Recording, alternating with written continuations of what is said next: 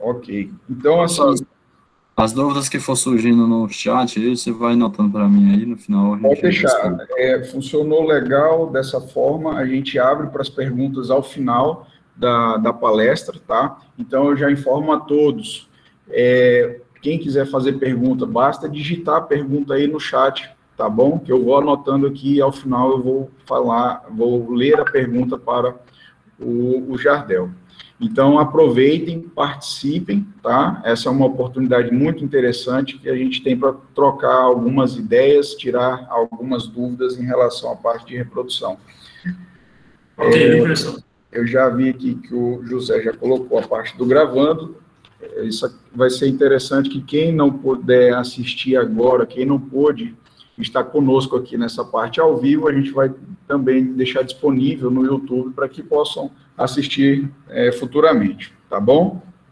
Bom, então, hoje a nossa palestra ela vai ser aí sobre estratégias de cruzamento no planejamento genético de rebanhos leiteiros, e o palestrante é o Francisco Jardel. O Jardel, ele é tecnólogo em agronegócio, consultor da BS Pecplan. Ele vai se apresentar um pouco mais, então eu passo a palavra para você, Jardel, fica à vontade, a palavra está contigo, uma ótima palestra aí, tá bom?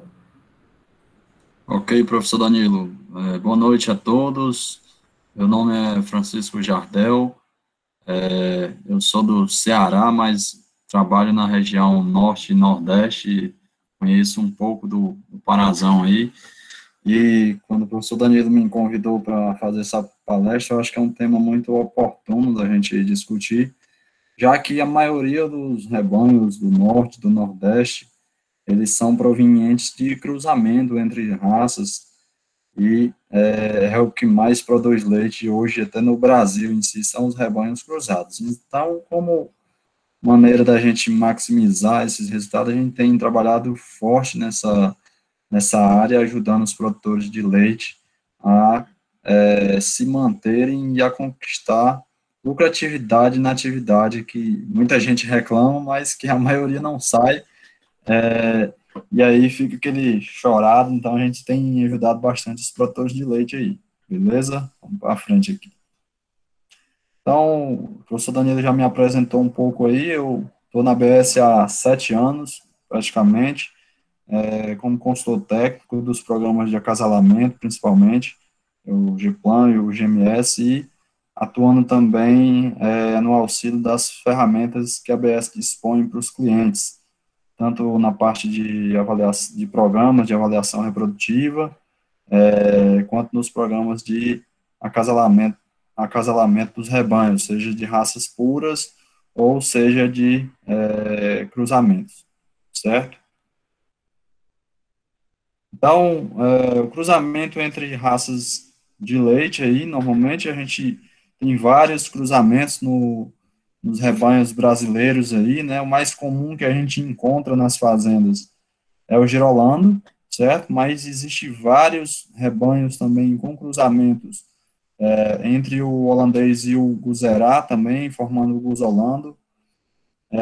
Tem o gessolando, algumas propriedades no Nordeste trabalham esse cruzamento. A gente vê muito também isso na região Sul e Sudeste. O objetivo desse cruzamento tanto é diminuir muito o tamanho da vaca e produzir mais sólidos, normalmente. Na região Norte, a gente encontra vários animais, não rebanhos específicos, mas vários animais do cruzamento do tabapuã com o holandês, certo? Faz uns animais grandes, mais bem rústicos, e que produz um volume significativo de leite. E é muito comum a gente encontrar nas fazendas do norte alguns animais mestiços de Nelore, que a gente chama o Nelorando, certo? E tem vários outros cruzamentos entre raças de leite, de corte, em que os produtores utilizam desses animais para a produção de leite. Alguns com menos eficiência, mas que existe nos rebanhos brasileiros em si. Certo? Então, como eu falei, o mais comum que a gente encontra nas fazendas, que tem trabalhos, é o girolando em si, né, em seus vários graus de sangue. Eu vou mostrar para vocês que qualquer cruzamento entre raças de leite, ele não parte só das duas raças puras, ele tem vários graus de sangue, né, do europeu e do zebu, normalmente, né, que dá origem às raças, vamos dizer assim, certo? Então, o cruzamento entre as raças, qual que é o objetivo, principalmente? Normalmente, quando se cruza duas raças, por exemplo, o europeu com o zebu, a gente busca uma rusticidade maior do animal para se adequar às condições a qual as fazendas, as propriedades estão, né? Seja ela na região norte, seja ela na região sudeste, centro-oeste, na região nordeste. Então, a gente normalmente busca mais um pouco de rusticidade. Por isso que, normalmente, os cruzamentos, eles são formados por raças europeias e zebuínas, certo? No caso do girolando, é feito pelo gir e pelo holandês. Então, normalmente, nesses ambientes mais desafiadores, como é a região norte, como é a região nordeste, as raças puras, principalmente as europeias, elas têm uma grande dificuldade de se adequar ao ambiente, pelo calor, pela dificuldade em algumas partes de escassez de comida, e que as raças puras acabam produzindo menos. Então, normalmente, esses cruzamentos, eles também vão em busca do aumento da produtividade, né?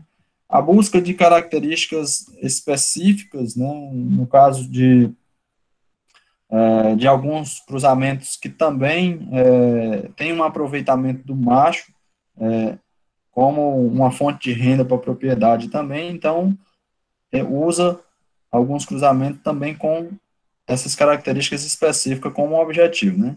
Adequação à região, como eu falei, é muito difícil a gente criar uma raça europeia pura na região norte por conta das dificuldades de calor, pela perseguição, vamos dizer assim, dos parasitas, né, a grande pressão do carrapato em cima das raças de leite mais europeias na região de umidade alta e de calor alto é muito grande. Então, a gente também busca esses cruzamentos para tentar minimizar esses impactos dos ataques dos parasitas, certo? E por questão mercadológica, a gente tem vários rebanhos hoje que trabalham cruzamentos com o objetivo principal de vender animal, né, é o produto principal deles, seja ele bezerra, novilha, vaca em produção, mas que alguns vendem genética. Então, é uma estratégia de mercado também, beleza? Então, o cruzamento hoje mais utilizado no Brasil, de forma geral, vamos dizer assim, da metade do Brasil para cima, é o girolando, certo? E por ter vários trabalhos, várias fazendas, vários criadores selecionando, atualmente é o cruzamento com maior custo-benefício, certo? Então, a genética, ela se faz em cima da seleção, e como a gente tem várias fazendas, vários criadores que vêm melhorando bastante o GIR, principalmente, e fazendo o cruzamento, a gente tem tido um aumento significativo de produtividade e correção de características desejáveis nesses animais que atraem o mercado e que conseguem transformar os animais em rebanhos lucrativos, certo? Pessoal, minha apresentação é bem objetiva, vai ser rápida, certo? Então não vai tomar o tempo do jantar de ninguém aí, viu? Então vai ser bem rápido. Mas qual é o melhor cruzamento dentro do planejamento genético da fazenda? Isso é uma pergunta que todo mundo faz. Qual é a melhor vaca para me criar na minha fazenda? Qual é o melhor cruzamento que eu faço para ter um resultado bom de produção e ganhar dinheiro normalmente com a atividade? Então, o objetivo vai depender muito do objetivo da fazenda em si para poder a gente definir qual é o melhor animal a se criar. Vai depender muito também do sistema de produção escolhido, né? Na região norte, pelo que eu já conheci, praticamente 95% dos rebanhos são criados em sistema de pasto, ou seja ele rotacionado, ou seja ele naqueles piquetão mesmo de braquiária, ou seja ele nos pastos de mombaça, que seja intensivo ou não, mesmo assim é criado num sistema de pasto, certo? Então, aí uma demanda maior ainda de se buscar a rusticidade para se produzir leite nesse tipo de ambiente. Existe também algum semi-confinamento, né, o que é um sistema semi-confinado, vamos dizer assim, que o animal ele sai para pastejar, mas que ele recebe parte da suplementação no cojo, seja ela ração concentrada, balanceada, ou parte de silagem, em algumas épocas do ano, também normalmente quando seca na região norte, no Maranhão principalmente, o pessoal tem aumentado bastante a oferta de silagem nessa época de seca, a fim de que os animais não percam muito score, e isso não impacte na reprodução, principalmente, que é o que mais sofre, né, além da baixa de produtividade. Ou confinamento total, né, algumas fazendas têm confinamento total, certo, de animais, seja ele Jesse, ou seja ele holandês, eu já visitei algumas, mas com um número muito pequeno ainda na região norte. É muito comum em outras regiões do Brasil, mesmo com rebanhos girolando ou mestiço, certo? Para quem vai produzir o leite, certo? Isso define também o tipo de cruzamento que a gente faz. Se o cara, às vezes, um produtor tem uma queijaria dentro da fazenda, ou vende para um produtor de queijos que paga um plus a mais por esse leite que tenha um volume maior de sólidos, certo? Gordura e proteína, então, normalmente ele parte para um cruzamento de raças como o holandês e o Jesse, que traz um volume maior de gordura e proteína. Então, normalmente, os nossos laticínios, de maneira geral, só paga mais por fluido, mas que tem alguns laticínios que também estão começando a pagar por leite, gordura e proteína, certo? Estratégia de negócio, como eu falei para vocês, existem várias fazendas que se aperfeiçoaram e estão se aperfeiçoando no mercado para vender genética, certo? Vendem novilhas, vendem bezerras, vendem vacas para produtores de leite. Então, vai depender muito da estratégia do negócio que a fazenda tem no seu planejamento. Então, o cruzamento ele vem muito em cima de todos esses pontos, certo?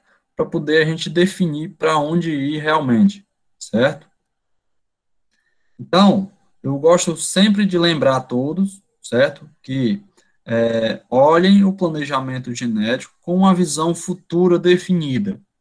Porque qualquer decisão errada que a gente tome hoje demora várias gerações para ser corrigida. Então, genética não é bem diferente de nutrição, de algum manejo sanitário, que você pode corrigir em um curto período de tempo. Na genética, a decisão errada ela demora várias gerações para ser corrigida, a não ser que o produtor venda os animais e adquira outro. Mas que qualquer decisão errada vai demorar muito a sair dos genes daquele animal. Às vezes, eu costumo ver isso com muita frequência. Você está numa região de muito desafio de calor, com muito desafio de carrapato, e tem aquela vaquinha lá mais holandesa em si, e aí o cara começa a inseminar, certo? Vamos dizer. E aí, quando ele vai procurar comprar um material genético, um sêmen, normalmente ele quer, rapaz, eu quero o touro que dê mais leite. E normalmente um vendedor que não tenha muito conhecimento técnico do assunto, ele vai vender um touro holandês. E se ele usar um touro holandês de muito leite em cima dessa vaca que já está muito europeia, você vai piorar ainda mais o problema. E esse animal nunca vai conseguir expressar seu potencial genético numa condição de alto desafio, certo? Então, sempre ter cuidado com essa decisão de o que usar e como está seu planejamento genético. Então, o maior sonho de quem faz cruzamento em rebanho de leite era a gente chegar num animal com esse perfil, né? Era uma vaca traçada, vamos dizer assim, que tivesse a capacidade de locomoção e a rusticidade da vaca gir, ou de uma vaca zebuína qualquer, uma Nelore, uma Tabapuã, um Guzerá, e colocar a parte de produção ali, o motor, que seria o aparelho mamário da vaca, né? E que essa vaca também emprenhe. É bem importante que essa vaca emprenhe, certo? Então, esse era o sonho que a gente buscava, né? Mas que, dependendo do grau de sangue do animal, a gente consegue aliar, sim, a produtividade e a rusticidade dentro do sistema de produção, adequando esse animal dentro do sistema de produção desejado, certo? Então, as raças, nós vamos falar um pouco mais do Girolamo, por ter mais informações e por a gente ter mais oferta de material genético, certo? Vamos falar um pouco sobre como chegar nos graus de sangue, ver uma distribuição, mas basicamente o Girolamo, ele começa a base com as raças holandês e Gir, né? O cruzamento dessas duas raças puras, a gente vai ter um produto F1, vamos dizer assim, um híbrido, que vai ser o meio sangue, né? A gente pode ver aqui na tabela como a gente tem os graus de sangue, né, de acordo com cada cruzamento até chegar no 5/8, que é onde a Associação do Girolamo fala que tem a maior fixação dos genes, certo? E é onde a raça é considerada como raça sintética, certo? É o 5/8. Então, tem essa tabelinha aqui, né? O Girolamo em si praticamente é conhecido como o 5/8, né? Apesar de que a gente usa em larga escala nos rebanhos a pasto o F1, meio sangue, certo?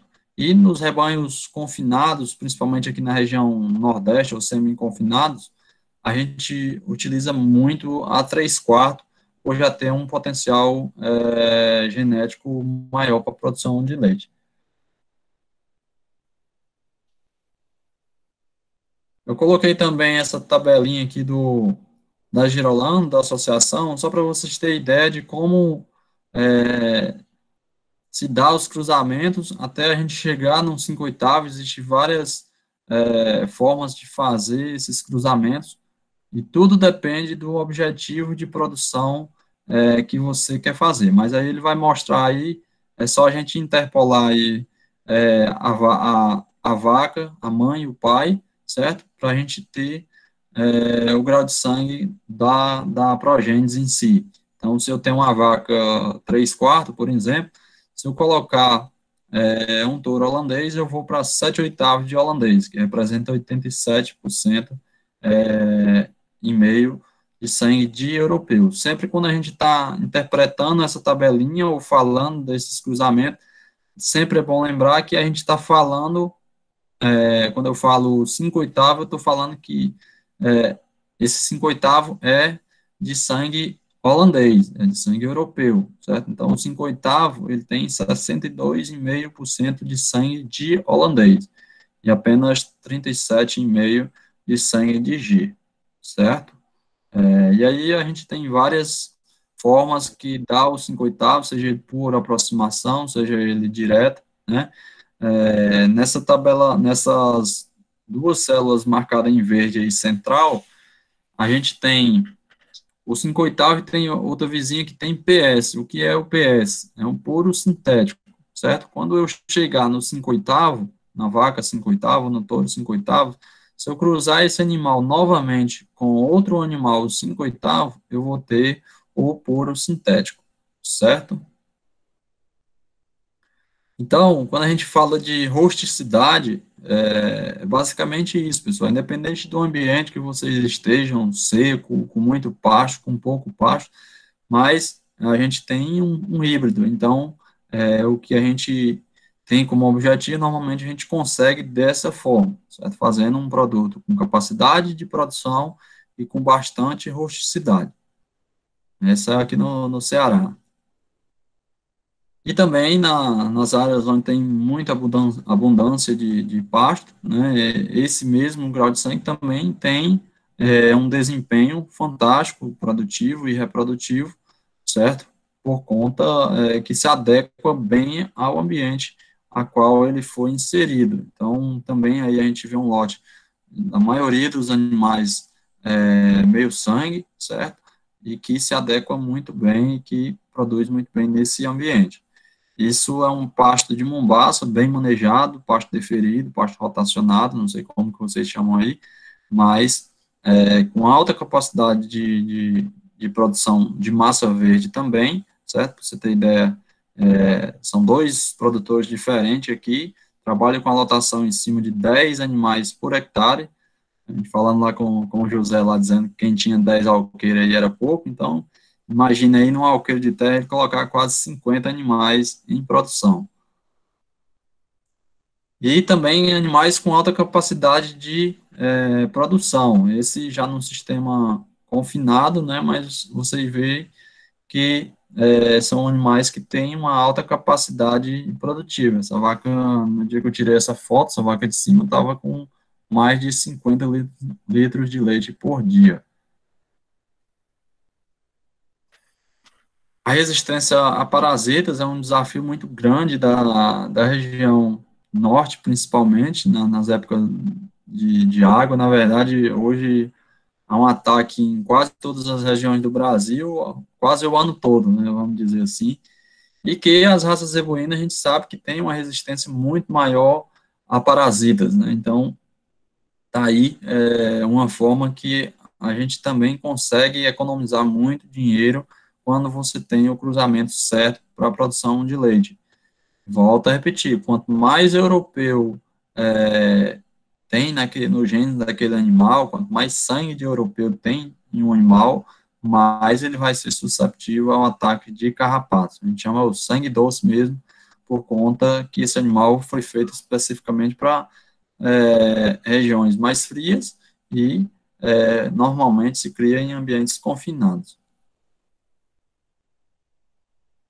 Então, pessoal, isso falei um pouco sobre os graus sobre os cruzamentos em si, né, e agora eu queria falar um pouco sobre as ferramentas que a ABS disponibiliza para a gente chegar no grau de sangue desejado de forma mais assertiva e mais lucrativa possível, certo? A ABS tem várias ferramentas que podem ajudar os produtores, os clientes, a chegar minimizando os impactos econômicos, porque hoje a gente criar uma vaca errada, criar uma bezerra errada, ela se torna muito cara, porque o intervalo de gerações na pecuária de leite, ele ainda é muito grande. Quando você não tem uma recria eficiente, isso se torna ainda mais caro, porque esse animal vai demorar muito a parir. Então, quanto mais assertivo for a decisão e a escolha dos reprodutores e a forma de utilização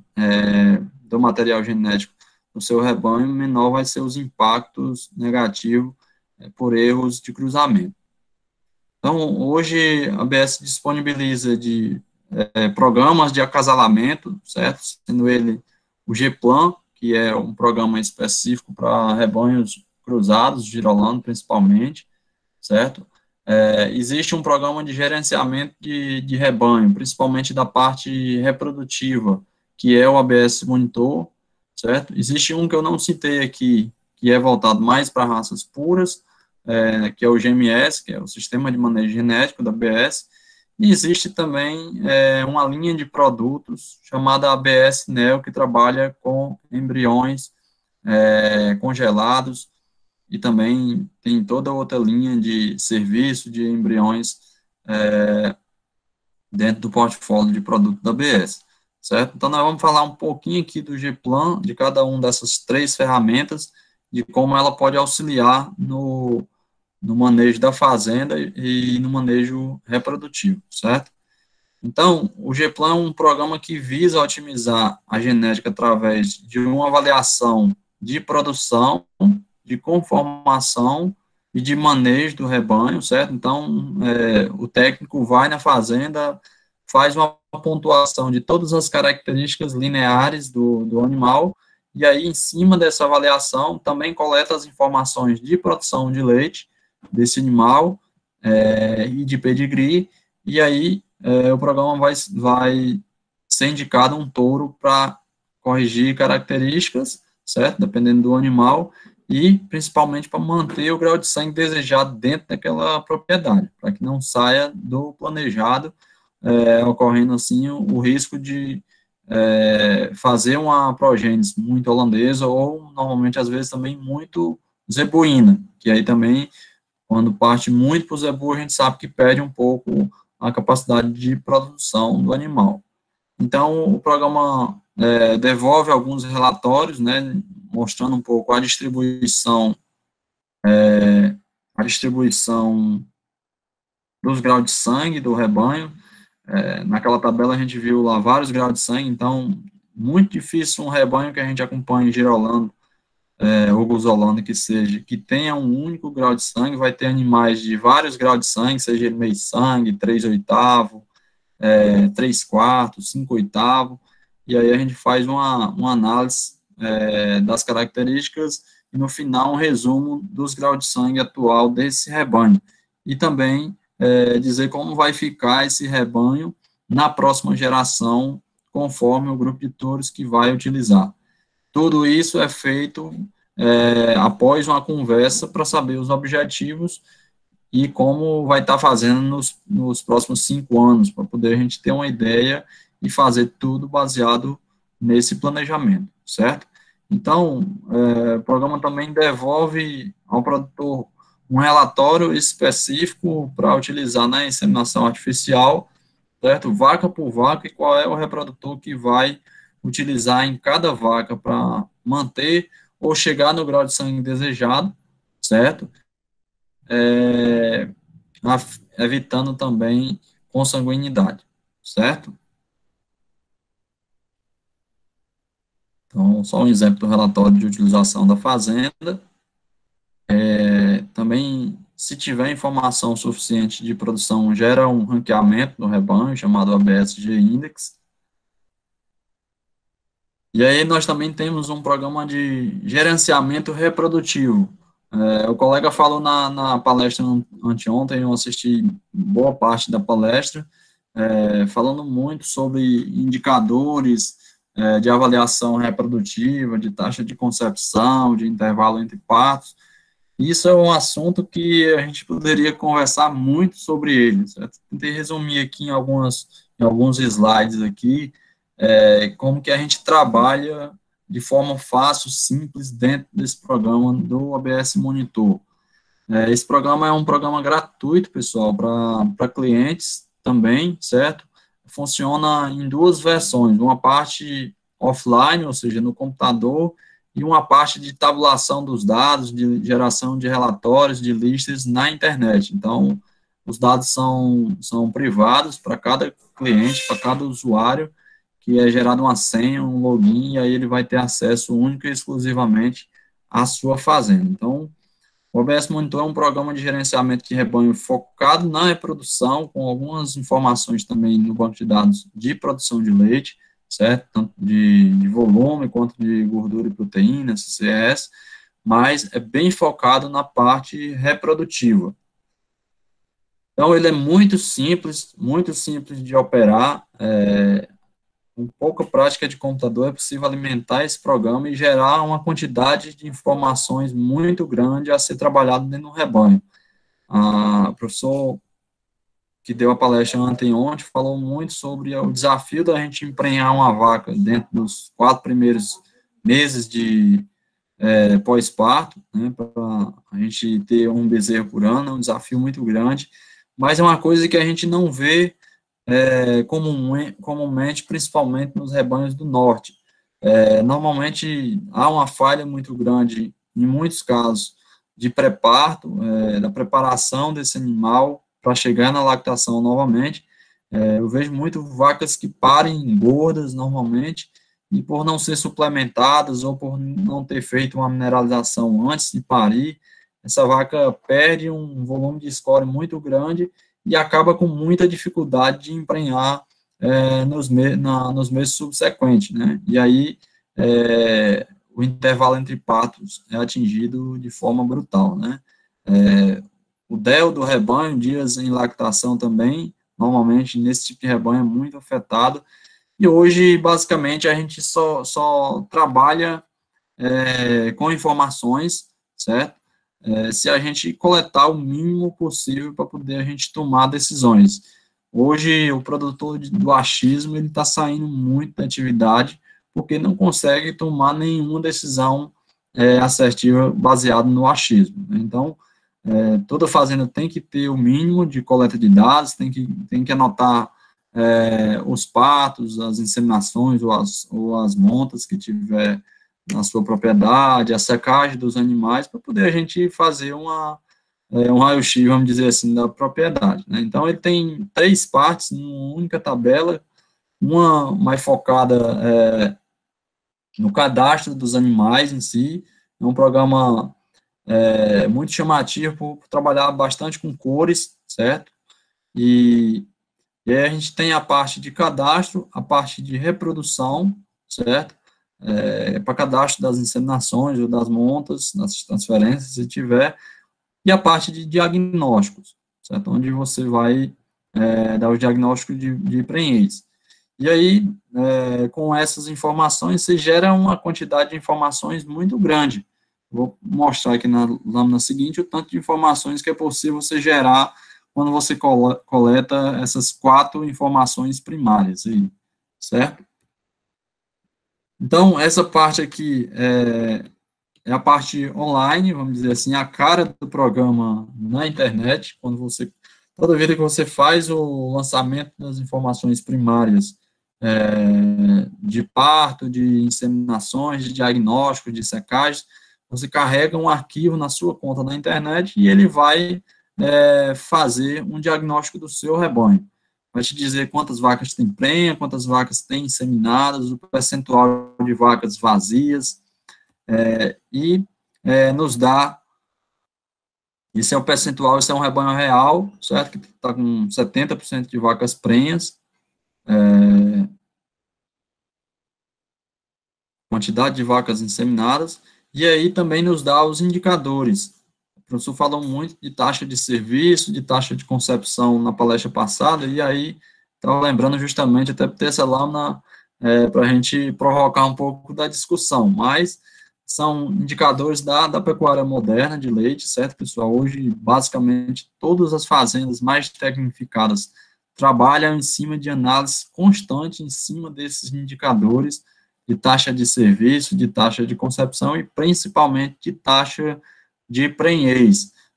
Acredito que vocês tenham tirado várias dúvidas sobre esses indicadores e são parte da pecuária moderna mesmo. Depois, se alguém tiver dúvidas sobre esses indicadores, a gente pode conversar lá nas dúvidas. Então, quando eu carrego a informação constantemente, eu tenho como gerar vários relatórios do meu rebanho, desde uma informação do rebanho geral, certo? As vacas que têm para parir nos próximos 3 meses, as vacas que têm para secar, quais são as vacas que têm para fazer confirmação de prenhez, qual que são as vacas problema do meu rebanho, as listas de produção de leite, certo? Tem várias listas de manejos que eu posso trabalhar dentro do meu rebanho. Além de ter, acho que eu não coloquei aqui na apresentação, mas tem uma parte de gráficos justamente para a gente fazer as análises e ver como que está o desempenho do rebanho. Então, é um programa bacana e bem simples de utilizar e que ajuda muito no dia a dia da fazenda. Então, essa é uma outra lista também que eu costumo utilizar bastante quando eu chego numa fazenda que tem o ABS Monitor instalado. É uma lista de informações de pedigree, certo? Então, eu tenho o animal, eu tenho a data de nascimento, eu tenho o pai, eu tenho a mãe, eu tenho o avô materno e o bisavô materno. Então, com essas 3 informações, se eu quiser retroceder 7 gerações para trás, aí dentro do banco de dados de pedigree desse animal, eu consigo, e o programa da ABS indica um touro evitando consanguinidade. Então, informação hoje ela vale muito, muito dentro da tomada de decisões. Então, queria falar para vocês também de outra ferramenta que eu acho fantástico dentro do portfólio de produto da ABS e dentro da estratégia de cruzamento, que é o ABS Neo. A ABS, há alguns anos, fez aquisição de uma empresa que hoje foi incorporada à marca ABS, que trabalha especificamente com embriões, certo? E a gente está conseguindo levar isso para o produtor. Grande vantagem de trabalhar com embrião é a velocidade de melhoramento genético. Você consegue chegar a um nível de excelência do cara que já vem selecionando há 20, 30 anos. Então, você vai usar o material genético daquela fazenda, certo? Então,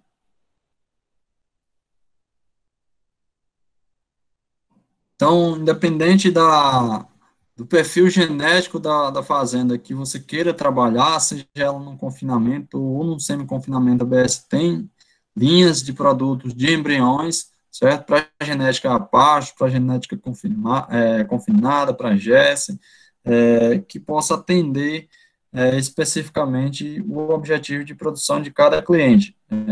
O Pará em si tá muito bem nessa parte de embriões, porque tem um laboratório aí em Xinguara que facilita muito a parte de logística. Então, e por ter rebanhos ainda muito comuns, vindo de Nelore e Si, tem na mão uma ferramenta que consegue trazer, vamos dizer assim, para a atualidade e já começar com o pé direito avançado aí, beleza?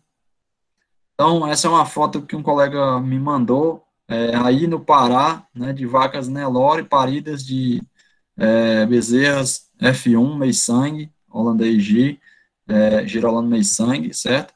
Então, a bezerra não tem nada a ver com a mãe só fez gestar, na verdade, esse embrião aí. Então, imagine aí o patrimônio genético que esse cara tem aí na fazenda e quantos anos de seleção ele não ganhou comparado a ele começar a inseminar uma vaca comum da região ou uma vaca Nelore e ir avançando com o holandês ou com o girolando, mas que dificilmente ele vai chegar num nível de performance de um animal que já vem de um rebanho com 30, 40 anos de seleção. Então, é um pulo muito grande que o produtor dá quando ele adquire um produto dessa magnitude aí, certo? Então, o que fazer ainda para você ter um melhoramento genético mais rápido? Então, você pega o melhor que tem da vaca, certo? Ou vice-versa, pega os melhores touros da raça G e as melhores vacas da raça holandesa, ou a melhor vaca G e o melhor touro holandês para o sistema de produção, e aí faz um produto F1, meio-sangue, no caso aí, girolando, de alta performance. Então, hoje é possível da gente multiplicar esses melhores animais de um rebanho, seja ele G, seja ele Guzerá, e trazer em uma única geração 3, 4, 5, 6 filhas dentro de um ano de uma mesma vaca. Então, isso nos traz uma velocidade muito boa. E não existe joia perfeita sem ser lapidada, né? A gente fala muito vê muito pessoal falando de girolando meio sangue em si, principalmente quando é criada no pé de vaca Nelore, normalmente sai muito brava, muito arisca, e que precisa fazer um trabalho de doma racional para que se tenha o melhor possível de aproveitamento logo na primeira lactação. O estresse, vamos dizer assim, a adrenalina é a inimiga da ocitocina. Então, quando você vê uma vaca braba dentro do curral, dentro de um rebanho, normalmente essa vaca tem grande dificuldade de produzir leite, não vai soltar esse leite facilmente. Então, normalmente, rebanhos que criam um gado girolando ou guzolando têm feito trabalho de doma racional e isso tem dado um resultado muito grande, com aumentos expressivos na produção de leite dos animais logo na primeira lactação, certo? Então, pessoal, para quem quer velocidade no melhoramento genético, a UBS tem ferramentas suficientes, tem pessoas qualificadas e tem produtos para atender e alavancar a pecuária de leite, seja ela no norte, seja ela no nordeste, seja ela em todo o Brasil. Então, para quem quer mais, a gente tem material genético de alta qualidade. Então, pessoal, é isso aí, a nossa apresentação encerra por aqui. Quem tiver algumas dúvidas aí, professor, tiver notado aí, pode ir passando para mim que, se eu souber, eu vou responder, se eu não souber, eu vou ser humildemente em falar que vou pesquisar sobre o assunto, mas a gente está aí para conversar, para bater um papo, de uma forma bem direta, era isso aí que eu tinha para apresentar para vocês, beleza? Muito bem, parabéns, Jardel, excelente palestra. Um conteúdo bastante esclarecedor, né? E tem algumas imagens aí muito boas, o pessoal já ter noção, para quem ainda não teve contato, né, com essa parte de raças, tá? É o seguinte, eu vou fazer algumas perguntas que tem aqui no chat, e ao longo das respostas do Jardel, eu também já vou colocar a lista de frequência aqui para que vocês possam assinar, tá bom? Beleza, A professor. primeira pergunta, Jardel, é da Clara Beatriz. Ela pergunta o seguinte: por que o 5/8 é um grau sanguíneo tão recomendado para a região norte e nordeste? Quais suas vantagens? Beleza, professor. Bom, Beatriz, é o seguinte, o 5/8 ele consegue atingir, vamos dizer assim, em um animal, consegue englobar em um animal as características ideais que a associação considera e que a gente vê normalmente no campo, tanto de produção quanto de rusticidade, certo? Então, ela tem um pouquinho a mais de sangue do europeu, por isso tem uma produtividade bem significativa e tem a rusticidade suficiente das raças mais zebuínas. Então, por isso que a fixação do 5/8, dos genes da raça em si, se dá no 5/8, né? E a partir dele é possível a gente manter esse cruzamento para outras gerações, né? Usando novamente um touro 5/8, é possível você fazer e manter a raça e transformar esse animal sendo 5/8, certo? Mas é principalmente por conta da rusticidade e a produtividades que, vamos dizer assim, é o ponto de encontro, é o ponto X que se encontra dentro do cruzamento, certo? Muito bem. Deixa eu ver aqui. Pessoal, só reforçando, coloquei a lista de frequência aí no chat, tá? Assinem para ver quem vai poder participar do sorteio que vai acontecer daqui a pouco e também para garantir a questão do certificado, quem participou os 2 dias do nosso evento. Bom, a segunda pergunta foi feita pelo Marcelo Carneiro. Ele fala o seguinte: boa noite. A escolha da raça pelo produtor é um dos passos para aqueles que querem investir na produção leiteira? Por quê? Sim, sem dúvida.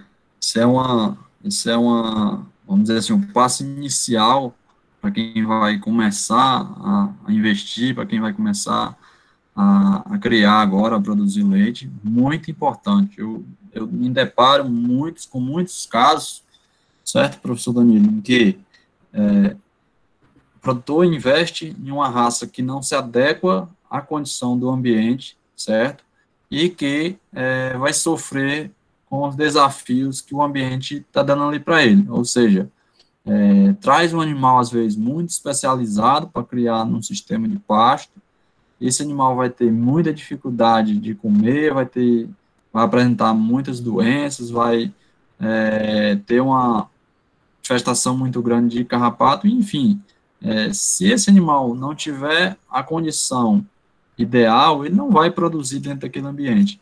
E eu falo muito o seguinte: o animal em si, dentro de qualquer investimento na cadeia produtiva de leite, ele vai próximo dos 50% do investimento, certo?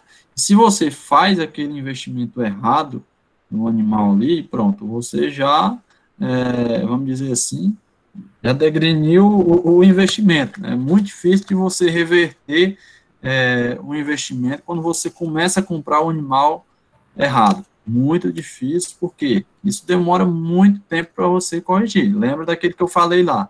A decisão errada ao inseminar uma vaca, ela vem por várias gerações para poder a gente corrigir, mesmo fazendo um trabalho bem feito. Da mesma forma é a compra. Se você vai criar um animal e você começa a criar um animal errado, é muito difícil que você tenha sucesso na atividade. Perfeito.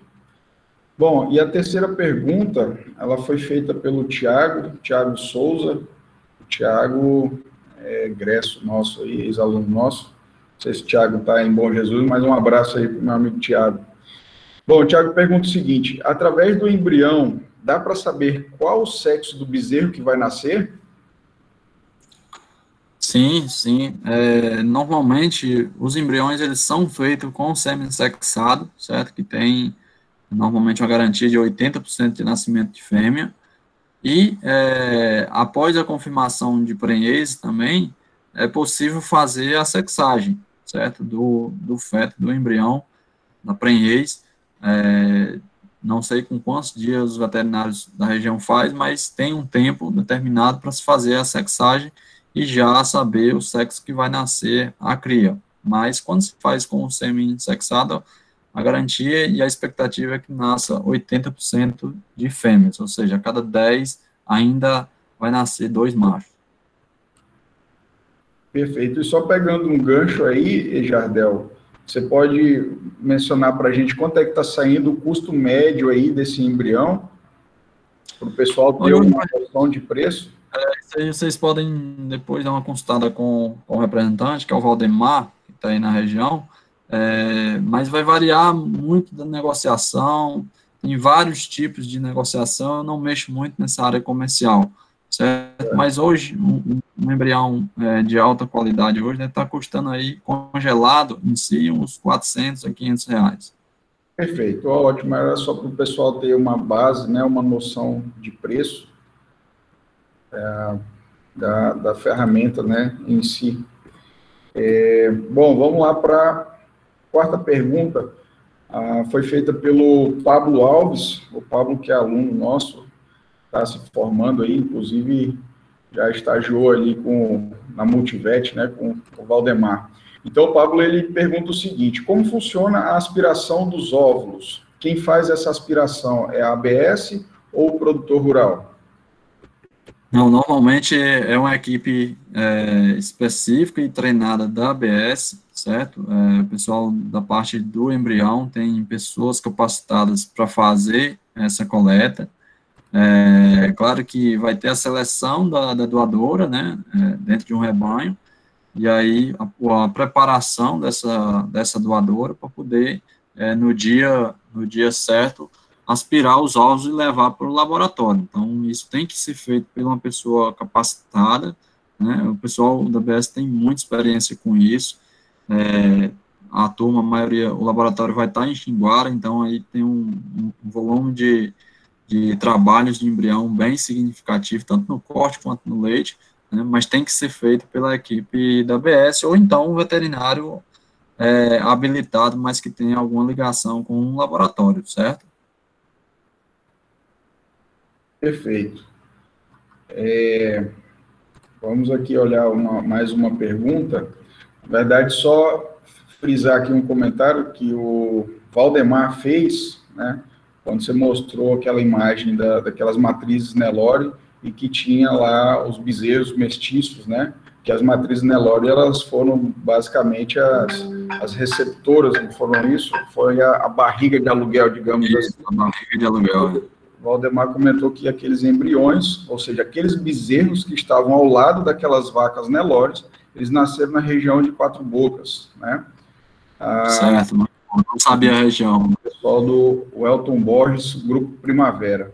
Então, é interessante saber que nós temos tecnologias iguais a estas que estão sendo empregadas no dia a dia das propriedades aqui da região. É óbvio que boa parte, a grande maioria das propriedades ainda tem que evoluir bastante, enquanto a gente ainda está fazendo um trabalhinho de formigas, né, de tentar incentivar cada vez mais ainda o uso da inseminação artificial, mas nós já temos propriedades que estão lá na ponta, né, da cadeia produtiva, já utilizando aí algumas ferramentas que já têm aí um aprimoramento e um nível de complexidade um pouco maior, né, mas que dá alguns bons resultados também, como a gente pôde observar na foto. Bom, Isso aí, hoje é bom que a gente tenha, vamos dizer assim, a genética de forma mais democrática e que, graças a Deus, chega cada vez mais próximo, tanto do pequeno produtor que está lá mais distante da cidade e tudo, né, mas que é possível você fazer um bom trabalho também em cima da inseminação artificial. Você pega, eu fui uma vez dar uma palestra lá na região de Pissarra, lá no Laticínio, lá Serta Norte, a gente vê muito animal ainda muito comunzão, sem raça definida, que vem de vários cruzamentos entre raças não conhecidas aí, não trabalhadas, vamos dizer assim, que você usa uma geração de holandês em cima daqueles animais, você tem um melhoramento de 100% na próxima geração de produtividade. Então, nós temos ainda um leque de oportunidades muito grande para se trabalhar dentro do rebanho do Pará, e alavancar muito a produtividade de leite. Eu lembro quando eu andei no Pará em 2014, a primeira vez, a gente falava, rapaz, como que isso aqui vai alavancar um dia? E falava muito sobre, rapaz, isso só tem um jeito de melhorar de forma mais rápida. Um, você trazendo animais de fora, com genética superior, ou o pessoal começar a trabalhar um pouco mais o embrião. E aí, logo pouco tempo depois, a BS fez a aquisição da Invitro Brasil, e, por incrível que pareça, hoje eu me surpreendo muito com o volume de embriões que os clientes do Pará têm comprado, e estão nascendo. Então, são avanços muito significativos, que o rebanho da região, isso respinga para todo lado, né? Se nasce uma bezerra de genética superior, daqui a pouco o vizinho compra um bezerro, filho dessas novilhas, e aí vai disseminando, né? Perfeito, show de bola. Temos mais duas perguntas aqui, aí a gente vai encerrar nessas duas. A primeira do Paulo Gomes. Professor, qual critério deve adotar para comprar um bom animal? Aí o Paulo ele não especificou se seria da parte de macho ou da parte da matriz, mas essa é a pergunta do Paulo. Jardel. Beleza, vamos falar um pouco mais sobre a matriz em si. Normalmente é uma pergunta bem frequente que o pessoal faz, né? Quais são as características desejáveis, né? Vamos dizer assim. Então, hoje, vamos pensar assim, num sistema de pasto, as características que normalmente são mais buscadas. Hoje, está todo mundo fugindo de ter aquele animal muito grande, certo? Você quer um animal mais mediano, que tenha uma capacidade de converter mais o que ela come em leite, né? Que tenha um aparelho reprodutivo, um aparelho mamário ali, a parte de úbre, bem funcional, que não apresente problemas na glândula futuramente, né, e que tenha uma capacidade boa de locomoção, certo? Que tenha bons aplomos, então, e que venha principalmente de rebanhos que já faz um trabalho de seleção bem feito. Então, aí a chance de sucesso é muito grande, né?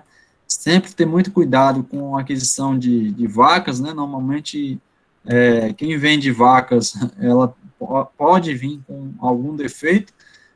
Se for comprar algum animal, adquirir de rebanhos confiáveis, mas prefira por adquirir novilhas, que aí você começa já com a parte de produção de leite de forma bem sadia, vamos dizer assim, né? Tá ótimo. E a última pergunta é uma pergunta que o Thiago fez, o Thiago Souza, novamente, em questão da prenhez, o embrião tem menos perca que o sêmen ou os dois têm o mesmo risco? Nesse caso, o risco seria risco de perder a prenhez, né? De perder a prenhez, perda de prenhez ou aborto, né? Professor, essa é uma pergunta bem relevante, certo? Isso vai depender muito do nível sanitário do do rebanho, né? A gente, normalmente, quando vai se trabalhar embrião, a gente tem muitos cuidados, vamos dizer assim, para que a gente minimize o máximo as perdas. Então, tanto na inseminação quanto na transferência de embrião, é importantíssimo que se trabalhe um calendário sanitário rigoroso para a gente ter o mínimo possível, mas as perdas de um ou de outro aí é muito próximo. Se você faz um trabalho de sanidade bem feito, de vacinação contra as principais doenças reprodutivas, o seu índice vai ficar bem baixo, certo? Tanto na transferência quanto na inseminação artificial normal, beleza? Certo. Muito bem. Bom, Jardel, o pessoal tem comentado aqui, parabenizado você pela excelente palestra, tá? O pessoal tem gostado bastante. Aqui a Clara, obrigado. Parabéns pela palestra. O Marcelo também, parabéns pela palestra. O Tiago também, lhe parabenizando pela palestra e nos parabenizando pelo evento. O Rodrigo de Moraes, que esteve conosco na segunda-feira, está aqui conosco também, parabenizando pela palestra. A Elidiane, o Paulo Gomes, todos parabenizando você pela grande palestra. E o Lucas, muito bom. Lucas, também um abração para você, meu amigo. O Lucas deve estar ali pela Oxinguara, pessoal de Santa Bárbara. O Lucas está aqui conosco também, é egresso nosso. Foi um dos que ajudou também na nossa inseminação, quando a gente começou no campus rural de Marabá em 2016. Eu sempre brinco, o Lucas, o Martinho e o Lusitânio são um dos que fizeram os primeiros filhos, digamos assim, né, que inseminaram. Paga pensão até hoje, né? Do nosso rebanho aqui, tá certo? Bom, eu espero que todos tenham assinado a lista de frequência. Se ainda não assinou, vou repetir ela aqui novamente para dar um tempinho, que aí a gente vai rodar o sorteio já, tá? Vou repetir ela aqui, enquanto quem não assinou, corre lá e assina ela, por gentileza. E enquanto isso, eu vou pedir para que vocês possam digitar aí no chat de onde é que vocês estão falando, né? Que é para a gente ter uma noção de onde é que o pessoal está. O Jardel está lá no Ceará, está em Quixeramobim, né? O Jardel quer saber com quem que é o pessoal que ele está falando, né? Então, coloquem aí para nós, olha aí, a Karine Redenção, a Julie, meu Deus, já me perdi aqui, é tanta gente, deixa eu ver aqui. O Thales, tem gente de todo lado do Paraná. Um forte abraço, Thaleson, é preço nosso, a Julie lá de Macapá, está no Amapá. A Natália Cavalcante está em Marabá, o Gleidson também em Marabá, o Tiago em Bom Jesus, a Bianca Santiago está em Jataí, Goiás, o José Orlando Parauapebas, o Thaleson está lá em Uberaba, olha aí, berço do leite, né, do Brasil. Berço da pecuária de leite. Se ele for um cabo esperto, ele vai viver naquele central de Uberaba ali, vai amanhecer ali no pessoal da ABCZ, né? Ali ele vai poder aprender muita coisa, né? Sobre essa questão do gado de leite e também do gado de corte.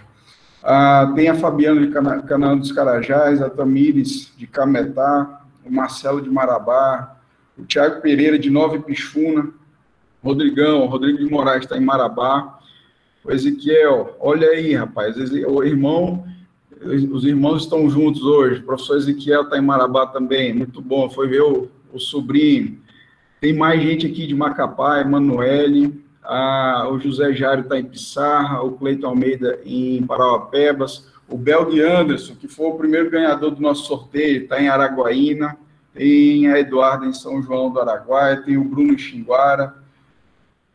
Tem a Alane, que está em São Paulo hoje. Olha aí, que interessante. Tem a Rayane, que está em Jacundá. Professora Simone, que foi a segunda ganhadora do nosso prêmio, na segunda-feira está em Belém. Tem a Clara em Rondon. Muito bom. O Lucas Barbosa, lá em Xinguara. O Lucas disse que está encostado no laboratório. Olha ele, deve estar trabalhando na hora dessa. Muito Está pegando um embrião aí quase com a mão. Aí. Bem, eu vou falar um número aqui, ou melhor, vou passar um período de número aqui, um intervalo de números para o Jardel poder comentar para a gente qual que é o número que ele vai escolher, e aí a gente vai saber quem que vai ser o ganhador do primeiro kit, que vai ser o quê? Vai ser um cortador de palheta, um boné da ABS e caneta e caderneta da ABS, tá? Lembrando, tá, pessoal? Esses kits, eles vão ficar lá na Multivet Agronegócio, que é localizado ali em Marabá. O ganhador, a gente vai estar entrando em contato, vai passar o endereço lá, e esse ganhador, ele vai ter 30 dias para pegar esses kits. Se ele não passar lá, dentro desses 30 dias, eu vou lá e vou tomar esses kits, eu vou sortear só para os meus alunos em sala de aula, eu já falo logo. Muito bem. Jardel, fala um número para mim de 1 a 49. 35. 35. Vamos lá, vamos ver quem foi o sortudo. 35. Foi o José Bezerra dos Santos. Olha aí, rapaz, que coisa interessante, né? José, meu amigo, você fica esperto. Agora ele tirou a sorte, finalmente. Prêmio, viu? Fique esperto. O José ganhou, então, um cortador de palheta, um boné da ABS, que é muito bonito, por sinal. Hoje valeu a pena perder a janta aí, ó. Queria tanto.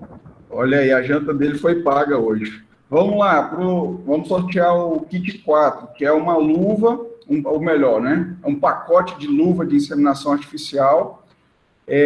Nós vamos ter um boné, vamos ter caneta da ABS, e nós vamos ter também essa linda camisa maravilhosa aqui do nosso projeto de inseminação artificial, que isso aqui era para ser sorteado dentro dos cursos de inseminação que a gente iria fazer, mas, devido à pandemia, a gente resolveu aí dar uma segurada nesses cursos, tá bom? Então, Jardel, fala aí para nós de mais um número lá dentro de 1 a 49, tirando o 35 que o José já foi. Beleza, 18. 18. Deixa eu ver aqui quem que é o 18. Número 18. 18. Tá aqui. Ah, não, tá de brincadeira. Não pode. Rapaz, a mulher falou que o santo é forte, e é mesmo, a Simone ganhou mais uma vez, rapaz. Não, gente, não pode. Ele tá Pode. muito... Sim, falei desde o começo, cada um com a sua sorte. E eu falei que ela ia ganhar, só que dessa vez eu não vou querer ela aí. Rapaz, mas que coisa. Obrigada, viu, mais uma vez. Pegou os números da Mega Sena, Simone. Tem que aproveitar essa Ô, sorte. meu filho, eu queria que essa batesse aqui também. Obrigada, viu? Parabéns mais uma vez pela iniciativa, parabéns ao Jardel pela excelente palestra. Um abraço aí a todos. Obrigado pela sua participação. E vamos lá para o quinto e último sorteio. Esse vai ser um aplicador, e para quem viu a foto lá, é um baita de um aplicador para inseminar, bem bonito, por sinal. Vai ter mais uma camisa do nosso projeto, tá? E vai ter um avental também, tem um avental chique que só, para quem aí já pretende ingressar aí na parte de inseminação, tá? E vai ter boné e caneta. Então, esse kit 5 aí, quem dera eu se eu ganhasse ele. Jardel, mais uma vez, um número aí de 1 a 49, tirando só o 35 e o 18. Botar o 7. Número 7. Vamos lá ver quem que é esse. Olha aí, foi uma ganhadora também. Foi a Lucierlin da Conceição. Lucierlin, parabéns. Você ganhou o quinto kit e o mais cobiçado, digamos assim. Tá? A Lucierlin está aí, está presente. Ah, obrigada. Opa, que maravilha. Estou presente, obrigada. Que bom, parabéns. Vai vir aqui para a região de Nordeste Paraense, Mocajuba, Pará. Mocajuba, olha aí, esse sotaque aí não nega a região, né, do Nordeste Paraense. Pô, muito bom estar aqui conosco. Parabéns, e é isso aí, Carlos Batista. As mulheres dominaram aí o sorteio, dominaram aí o nosso evento aí nessas questões dos kits, tá certo? Bom, deixa eu ver aqui alguns comentários. O pessoal todo sorrindo que a Simone ganhou de novo. Como é que pode ser sortudo desse jeito? Bem, gente, foi muito bom estar aqui com vocês. Eu gostaria de agradecer imensamente o Francisco Jardel, tá? E a ABS pelo apoio, por estarem aqui palestrando no nosso evento. Jardel, muito obrigado mesmo, de coração. Em nome da ABS também, professor. Eu achei algumas coisas bem importantes. Achei algumas coisas muito importantes aí desses aplicativos, desses softwares que você mostrou. Quem sabe a gente poderia estar conversando para estar tentando implementar no nosso campus, né? Aí é uma convite. Pode contar comigo, o Valdemar também está junto. Trazendo o Rodrigo para junto da mesa para conversar. Tá certo? Muitíssimo obrigado mesmo. O prazer foi todo meu e espero, se Deus quiser, um dia a gente poder encontrar aí no campo e bater um papo diretamente, falar um pouco, olhando para as vacas, né? Aí, né? Show de bola, maravilha. E gostaria de agradecer ao Valdemar, não posso deixar de mencionar que o Valdemar que foi responsável por Jardel estar aqui, ele que nos colocou em contato, e agradecer demais também aí esse apoio que a Multivet nos deu para esse evento, tá bom, Valdemar? Muito obrigado, e o nosso campus está sempre aí as portas abertas para a Multivet, para a gente sempre fortalecer essas parcerias aí, tá bom? Bom, pessoal, gostaria de parabenizar a equipe do nosso projeto, tá? Obrigado, Salomão, obrigado, Clara, ao Carlinhos, ao Rodrigo, ao Leonardo e ao André, que eles toparam a fazer esse evento.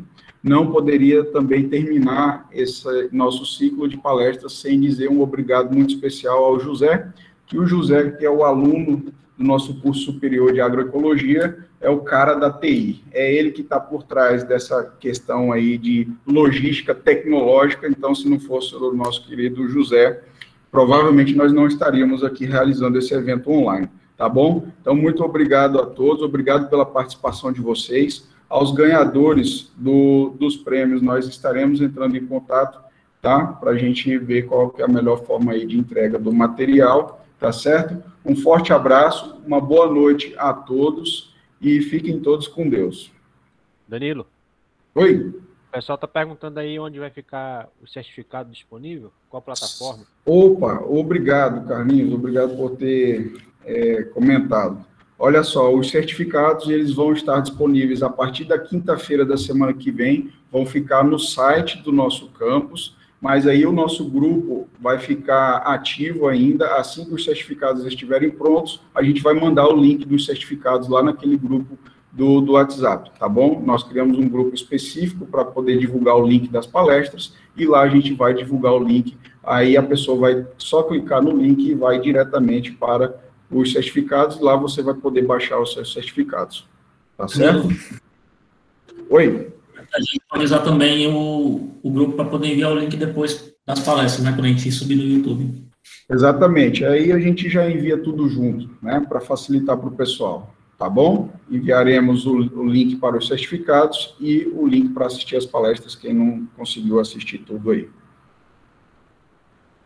Tá joia? Tem mais alguma coisa de importante aqui no chat? Acho que não, né? Podemos encerrar, né? Então, pessoal, um forte abraço para todos. Muito obrigado pela participação de vocês. Valeu, professor. Valeu, Jardel. Um abração, cara. Valeu, professor. Um abraço. Tchau, tchau. Tchau, tchau.